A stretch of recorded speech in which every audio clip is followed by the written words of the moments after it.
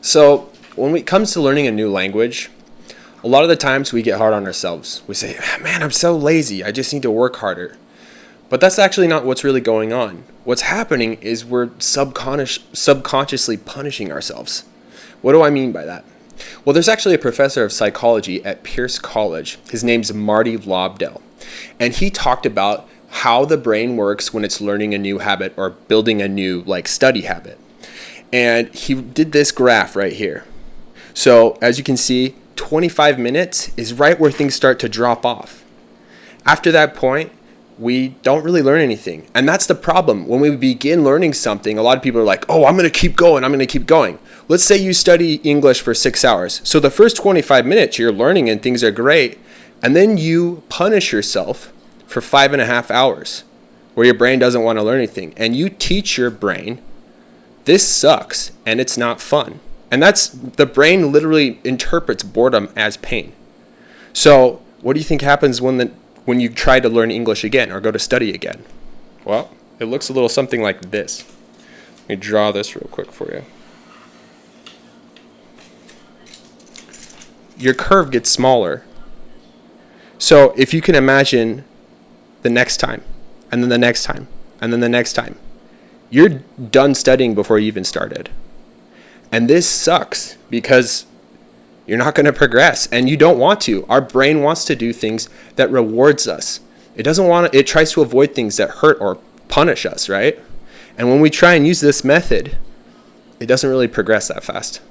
So if things that cause us pain or make us bored, make us not want to do it and give us less motivation to do it, what happens when we use pleasure while we're learning and we reward ourselves? Well, when it comes to this method, the difference is dramatic. It's huge. The reason I know that is because I've done it. So when I was an ESL teacher at South Ogden Junior High, well, first off, an ESL teacher is somebody that teaches English to somebody that isn't from America. So they come to school or come to junior high, but they weren't from America. And so I was teaching these students, and I noticed on the first day that I got to meet my students, they walked into class, they saw me, sat down, put their head on the desk, and folded their arms like this. They were ready to fail. They were ready for stress. And the reason that they were prepared for that was because they were conditioned. They had been learning English in school since they were in elementary school.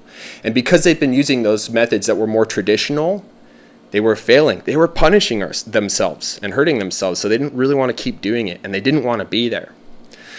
Now, even though they'd been learning English since elementary school, they didn't understand anything I said. I had to act out every word to them in the beginning. And I started to use my stories to teach them. And they wanted to know about my life, and they got more and more excited about it. And what happened over time, I found out that they were doing things at home by themselves. I wasn't giving them homework. One of my coworkers that was a teacher, she taught computers. And she said, I saw one of your students at the bank. He was translating for his mom. I was blown away. How was he doing that? And then I had another teacher, the principal. Well, she was the principal. She told me that she saw another one of my students, Amelia.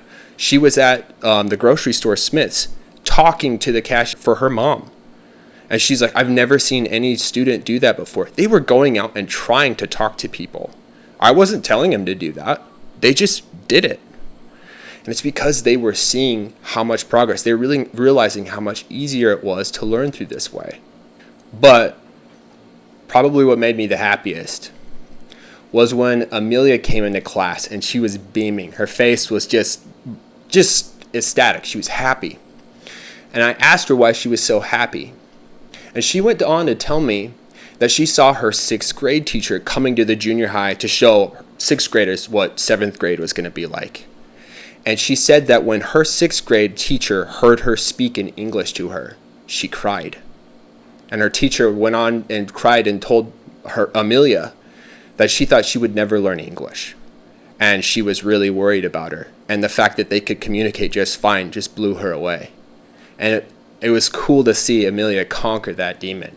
So, sometimes we think that we can't learn a language because we're dumb or because we just don't have the talent for languages. But that's not the case. It's not true at all. You are smart enough.